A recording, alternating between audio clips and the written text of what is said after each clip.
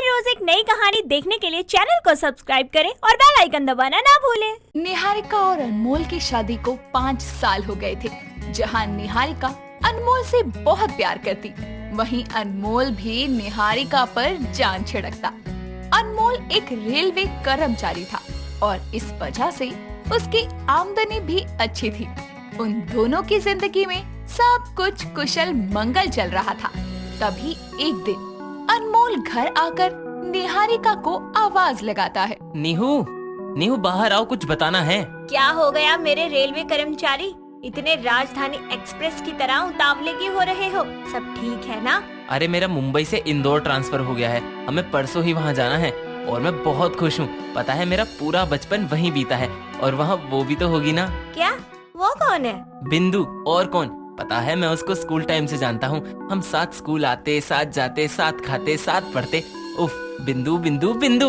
इतना कहकर अनमोल अपने कमरे में पैकिंग करने चला जाता है और उसे इतना खुश देखकर निहारिका कहती है, इतना खुश तो ये आदमी अपनी शादी वाले दिन भी नहीं था, जितना ये अपने स्कूल फ्रेंड से मिलने के बाद हो गया। छोड़ो, मैं भी क्या बेकार की चिंता कर रही हूँ, अब तक तो उसकी शादी हो गई होगी। इतना कहकर निहारिका इस बात को टाल देती है और पैकिंग में लग जाती है। दिन बीतते हैं और बीतते दिनों के साथ वो दिन आता है जब अनमोल और निहारिका इंदौर के लिए निकल जाते हैं। अनमोल सारे रास्ते निहारिका को बिंदु और अपने किस्से सुनाता है, लेकिन निहारिका ये सोचकर अपने धीरज के बांध को बांध कर रखती है कि बिंदु की तो अब शादी हो गई होगी।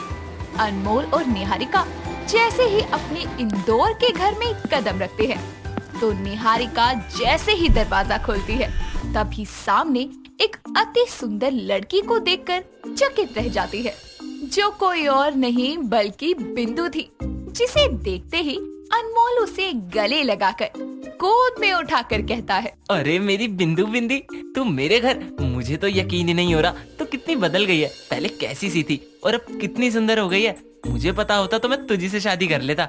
पता है नहीं हूँ, मैं बिंदु और हलवाई किशन स्कूल में साथ साथ ही पढ़े हैं। हाय राम रे, मेरे पति ने तो इस औरत के आगे अपनी सारी शर्म बेच दी। कैसे गोद में उठाकर नाच रहा है और ये बेशर्म लड़की, अभी तक इसकी शादी नहीं हुई। निहारिका अपने ख्यालों में खोई होती है। तभी बिंदु की नजर उस पर जाती है और वो उसे देखकर कहती है, अरे जी, आप बाहर क्यों खड़ी हैं जी? अंदर आइए ना जी। वो आज अनमोल जी आने वाले थे तो मैं इनसे मिलने आ गई। आपका घर कहाँ पर है? जी यही सामने वाला जी, हलवाई किशन की दुकान के बगल वाला।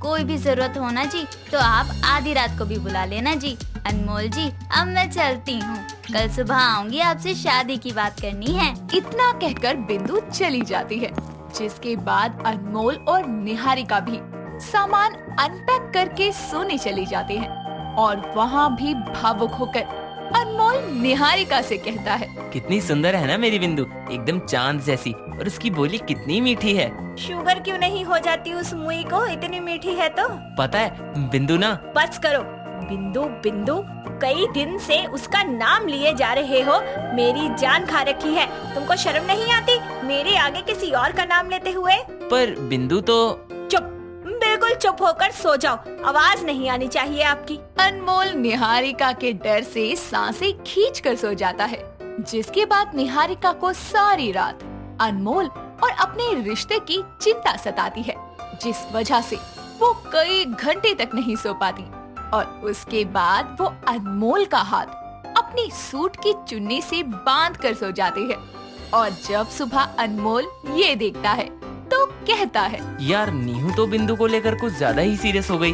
अनमोल बेचारा जहाँ एक तरफ अपने हाथ से चुन्नी खोल रहा होता है, वहीं निहारिका सपने में देखती है कि बिंदु अनमोल को जयमाला का हार पहना रही है, जिसे देखकर वो नींद में चिल्लाती है, नहीं, अनमोल मेरा है, अनमोल मेरा है, मैं बिंदु को, मेरे पति को कभी छीनने नहीं दूंगी। ये सब सुनकर अनमोल समझ जाता है कि उसको ही कोई रास्ता निकालना होगा इन सब मुश्किलों से निकलने के लिए। जिसके बाद वो वहाँ से उठकर जैसे ही अपने घर का दरवाजा खोलता है, तो सामने बिंदु खड़ी होती है। अरे बिंदु, तुम यहाँ सुबह सुबह? हाँ जी मैं। क्यों, क्या हुआ जी? मेरा मतलब बिंदु, अभी तुम जाओ, बाद में आना। अगर नीहू ने इसको यहाँ देख लिया ना, तो अब तक तो उसने मेरे हाथों को अपनी चुन्नी से बांधा था, अब मेरा गला अपनी चुन्नी से बांध देगी। पर अनमोल जी क्या हुआ, आप हमको ऐसे भगा क्यों रहे हो? हम तो आपके और निहारिका जी के लिए नाश्ता लेकर आए हैं। अनमोल किसी तरह बिंदु को निकालकर दरवाजा बंद कर देता है। तभी वहाँ निहारिका आती है, जो उसके चेहरे के उतरे रंग को देखकर कहती है, क्या हुआ अनमोल, ऐसे परेशान होकर क्यों खड़े हो दरवाजे पर? कुछ नहीं बिंदु, मेरा मतलब निहारिका, भिखारी आया था भीख मांगने, मैंने भगा दिया। अब मुझे कुछ खिला दो ना, बड़ी भूख लगी है। क्यों, तुम्हारी बिंदु नहीं आई तुम्हारे लिए नाश्ता लेकर? वो यहाँ मेरे लिए नाश्ता लेकर क्यों आएगी? अब तुम एक काम करो, बढ़िया सी चाय बनाओ, मैं हमारे स्कूल के दोस्त किशन से मिलकर आता हूँ। सुना है बहुत मोटा तगड़ा हो गया है, और आते हुए उसकी दुकान से समोसे भी ले आऊंगा। हे भगवान, इसे किशन के यहाँ ही भेजना, इसको किशना बनाकर बिंदु के घर मत भेज देना। अनमोल गली में निकलकर अपने दोस्त किशन की दुकान पर जाता है और उसे देखकर कहता है, अरे कीशु, तू तो बाइक से ट्रक बन गया यार। अरे अनमोल, तू, तेरे पिता के ट्रांसफर के बाद तू आज दिखा है। बस मैं और बिंदु ही तुझे सारा दिन याद किया करते थे। अच्छा ये बता, क्या खाएगा, समोसा या मट्ठी, क्या दूं तुझे? एक काम कर, मेरे और तेरी भाभी के लिए समोसे पैक कर दे। तूने शादी कर ली और बताया भी नहीं। चल कोई नहीं, मैं जल्दी तेरे घर आऊंगा भाभी से मिलने, और भाभी के हाथ की चाय भी पीऊंगा, और भगवान ने चाहा तो मैं अपनी बीवी के साथ तेरे घर आऊंगा। किशन से समोसे पैक करवाने के बाद अनमोल उनको लेकर अपने घर वापस आता है और समोसों को खाकर काम पर निकल जाता है। अब निहारिका को हर वक्त ये डर सताता था कि कहीं बिंदु उसकी सौतन ना बन जाए। एक दिन देर रात तक अनमोल घर नहीं आता और निहारिका फिक्र करते हुए कहती है, मोबाइल भी बंद है इनका, कहाँ चले गए, अभी तक आए नहीं। उस दिन बिंदु ने कहा था शादी की बात करनी है, कहीं इन्होंने शादी तो नहीं कर ली। निहारिका जहाँ ये सोच ही रही थी कि तभी डोरबेल बजती है और निहारिका जब दरवाजा खोलती है तो सामने अनमोल और बिंदु खड़े होते हैं, जिसमें बिंदु ने दुल्हन का जोड़ा पहना होता है। और उसे देखकर निहारिका कहती है, जिसका डर था वही हुआ, तुम मेरी सौतन बन गई ना अनमोल जी, क्योंकि आपने मेरे साथ ऐसा। इतना कहकर निहारिका बेचारी रोने लगती है। तभी पीछे से वरमाला पहने किशन आता है, जिसे देखकर निहारिका के आंसू विलुप्त हो जाते हैं और अनमोल कहता है, बस करो नीहू, इतना तो इंदौर में भी पानी नहीं है जितना तुमने अपने इन 2 नैनों से बहा दिया। बिंदु और किशन एक दूसरे से प्यार करते हैं और मैं इनकी शादी करवा के आया हूँ, इसीलिए लेट हुआ। तुम भी ना। ओह, उस दिन बिंदु तुमसे शादी करने की बात कर रही थी और मैं न जाने क्या क्या सोच रही थी। अरे इनके घर वाले तैयार नहीं थे, क्योंकि किशन मोटा है और हलवाई है, और बिंदु।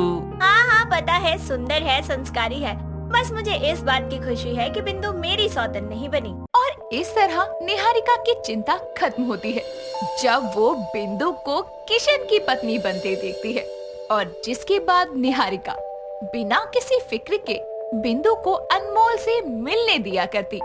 और अब ये तो भगवान और बिंदु अनमोल ही बता सकते हैं कि सच में उनमें प्यार था या नहीं। इस तरह हमारी बनू में तेरी सौतन कहानी खत्म होती है। अब ये कैसी लगी ये तो आप ही बता सकते हैं। इशिता कॉलेज में पढ़ती थी और वो हमेशा ही एक कोशिश किया करती थी कि बिल्कुल अपनी बाकी सहेलियों के जैसे ही खूबसूरत दिखे। एक दिन वो शीशे के आगे खड़ी होकर पिकअप कर रही होती है। अब जल्दी से कॉलेज के लिए निकल जाती हूँ, वरना कहीं फिर से लेट ना हो जाओ। चल इशिता जल्दी कर। इतना बोलकर इशिता कॉलेज जाने के लिए बैग लेकर जैसे ही जा रही होती है कि तभी उसकी माँ कामिनी उससे बोलती है, इशिता बेटा नाश्ता तो करती जा। माँ मैं लेट हो जाऊंगी, और अगर लेट हो गई ना तो वो दोनों मुझे फिर से भाषण देने लगेंगी। अरे तेरी सहेलियों का खौफ क्यों है इतना तेरे अंदर? पहले नाश्ता कर, उसके बाद ही कॉलेज जाना, समझी? माँ की बात सुनकर इशिता को नाश्ता करना ही पड़ता है, जिसके बाद वो कॉलेज के लिए निकल जाती है और थोड़ी ही देर में वो कॉलेज पहुँच जाती है। जिसके बाद उसकी दोनों सहेलियाँ जीविका और सौम्या उसको टोंट मारते हुए बोलती है, गुड मॉर्निंग मिस। क्या आप हमें बताने की तकल्लुफ करेंगी कि आपके ये लेट आने का सिलसिला कब तक जारी रहेगा? सॉरी यार, क्या करूँ, मम्मी ना बिना नाश्ता किए मुझे आने नहीं देती। रहने दे इशिता, ज्यादा बहाने मत बना, समझी? हम अच्छे से जानते हैं कि तू सुबह उठकर घंटों मेकअप करने में अपना ज्यादा वक्त बिताती है। हाँ सही कह रही है, लेकिन इसका चेहरा तो देख, जितनी देर भी शीशे के सामने क्यों न खड़ी रहे, हमारे जैसा मेकअप तो कर ही नहीं सकती। अपनी दोनों सहेलियों की बात सुनकर इशिता को मन ही मन बहुत बुरा लगता है, जिसके बाद वो बोल पड़ती है। यार तुम दोनों कैसे दोस्त हो, हमेशा मेरा मजाक बनाती रहती हो। जाओ, मुझे तुम दोनों से बात ही नहीं करनी। इशिता अपने दोस्तों से गुस्सा होकर वहाँ से जाने लगती है। तभी जीविका और सौम्या उसे सॉरी बोलकर रोक लेती है, जिसके बाद वो तीनों कॉलेज के क्लास में जाकर पढ़ाई करती हैं। ऐसे ही कुछ वक्त बीत जाता है, जिसके बाद क्लास खत्म होती है। तभी सौम्या बोलती है, चलो गाइस, क्लास खत्म हो गई, अब घर चलते हैं। अरे रिलैक्स यार, चलेंगे, लेकिन उससे पहले आज हम स्वीट कॉर्न खाएंगे। आज जब मैं कॉलेज आ रही थी ना, तो मैंने देखा कि बाहर ना नई स्वीट कॉर्न की शॉप खुली है। अब तो फिर इंतजार किस बात का है, चलो चलते हैं। इस तरह कॉलेज खत्म होने के बाद तीनों सहेलियां स्वीट कॉर्न की शॉप पर जाकर स्वीट कॉर्न खाने लगती हैं। तभी बदलते मौसम के कारण तेज बारिश शुरू हो जाती है। ये देखकर इशिता बोलती है, ओ तेरी, ये क्या भला है, बिना बादल बारिश कैसे होने लगी? अबे अपनी दोनों आंखें खोल के देख, बारिश हो रही है तेज। लेकिन आज अचानक से बारिश, आसमान में तो बादल भी नहीं थे। अरे मेरी बैल बुद्धि भेजे की मूर्ख सहेलियों, ये बारिश बदलते मौसम के कारण हो रही है। तुम दोनों को पता नहीं है क्या कि सर्दी शुरू होने से पहले बारिश होती है, जिसके बाद कड़ाके की सर्दी शुरू हो जाती है। अब रुकने का कोई फायदा नहीं है, ऐसे ही घर जाना पड़ेगा आज। इस तरह तीनों बारिश में ही भीगकर घर जाने लगती हैं, जिसके बाद जीविका की नजर इशिता के आई लाइनर पर जाती है, जो कि बारिश के कारण उसके चेहरे पर आ जाता है और वो बोलती है, ओह भूत भूत बचाओ। ओ सौम्या देख, इशिता का लाइनर ना उसके चेहरे पर कैसे फैल गया है। मुझे तो इसे देखकर डर लग रहा है, कहीं हमारा हुलिया भी इसके जैसा तो नहीं हो गया। अबे टेंशन मत ले, हमारा मेकअप नहीं उतरेगा और लाइनर तो बिल्कुल भी नहीं, क्योंकि तूने और मैंने अपने मेकअप की शॉपिंग साथ ही की थी, और वो भी एक्सपेंसिव वाले मेकअप की। हाँ यार याद है। मेबलिन का लाइनर है हमारा, अभी क्या 6 घंटे तक और ऐसे ही चलेगा। लेकिन अब ये सोच कि इशिता का ये बारिश से बहता सस्ता लाइनर कैसे हटाएं चेहरे से। ऐसे ही उस बदलते मौसम की बारिश में जब तीनों सहेलियां चल रही होती है, तभी उसकी नजर छप्पर पर बनी एक बस स्टैंड पर जाती है, जहां तीनों बारिश खत्म होने तक रुक जाती है और सौम्या इशिता के चेहरे पर फैले हुए लाइनर और मेकअप को साफ करते हुए बोलती है, ओए कौन सी सस्ती शॉप से तू ये अपना लाइनर और मेकअप लेकर आई थी? बारिश की 4 बूंदे पड़ते ही तेरा सारा मेकअप उतर गया। यार मुझे क्या पता था कि ऐसा कुछ होगा, मैंने तो सारे मेकअप प्रोडक्ट देखकर ही लिए थे और शॉप वाले ने मुझे बोला भी था कि सारे प्रोडक्ट वाटरप्रूफ है, लेकिन देखो ये क्या हो गया। अबे इशिता, उस शॉप वाले ने तुझे चूना लगा दिया, और सस्ते मेकअप ऐसे ही होते हैं। एक काम कर, कल हम तुझे अच्छे और एक्सपेंसिव मेकअप की शॉपिंग कराएंगे। इस तरह वो तीनों बात करने लगती हैं और बारिश खत्म हो जाती है, जिसके बाद वो तीनों अपने अपने घर जाती हैं और ऐसे ही वक्त बीतता है, जिसके बाद अगली सुबह होने पर सौम्या उसे फोन कर, ओए इशिता, तू जल्दी से रेडी हो जा, मैं और जीविका बस घर से निकलने वाले हैं। आज हम कॉलेज नहीं जाएंगे, सीधा शॉपिंग करने जाएंगे, और वो भी मेकअप की। चल ठीक है, आती हूँ बस। इतना बोलकर इशिता कॉल कट कर देती है, जिसके बाद वो खुद से बोलती है, एक काम करती हूँ, एक बार अपना पिगी बैंक चेक करती हूँ, देखूँ तो सही पूरे साल में मैंने कितना पैसा जोड़ा है। इतना बोलकर इशिता पिगी बैंक से सारे पैसे निकालती है और उन्हें काउंट करती है।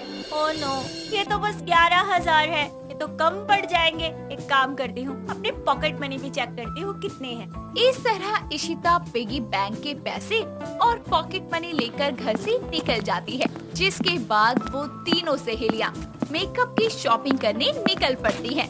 थोड़ी ही देर में वो मेकअप की शॉपिंग के लिए मेकअप मॉल पहुंच जाती हैं, जहां चारों तरफ कई वैरायटी के मेकअप थे।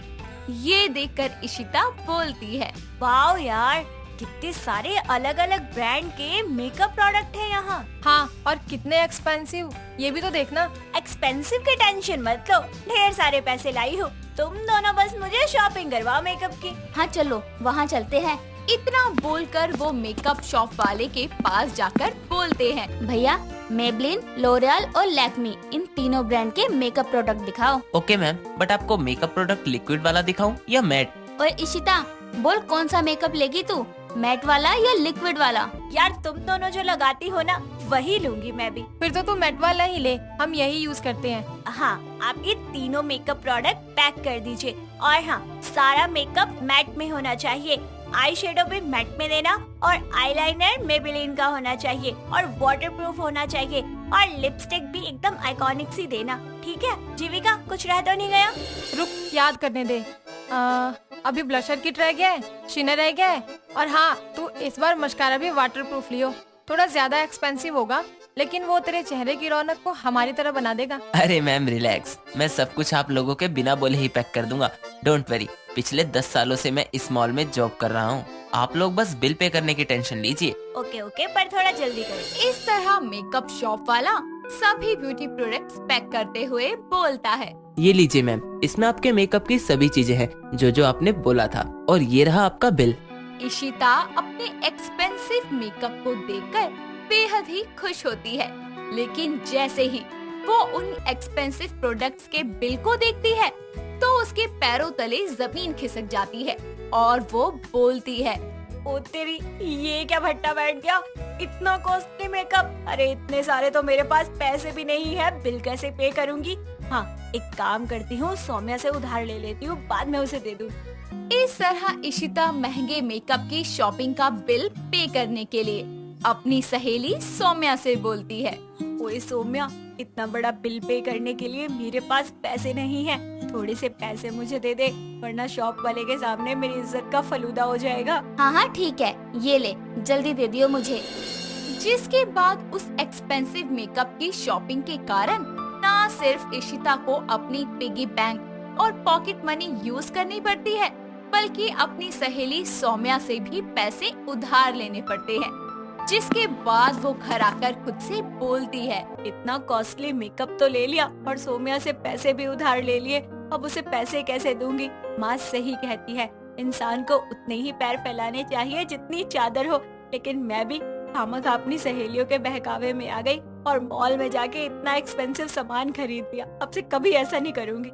इस तरह देर से ही सही, लेकिन इशिता को ये समझ आता है कि वो इतने एक्सपेंसिव मेकअप प्रोडक्ट्स हर बार नहीं खरीद सकती, और ऐसे ही धीरे धीरे वो अपनी दोस्त सौम्या से लिए हुए मेकअप के पैसों को चुका देती है।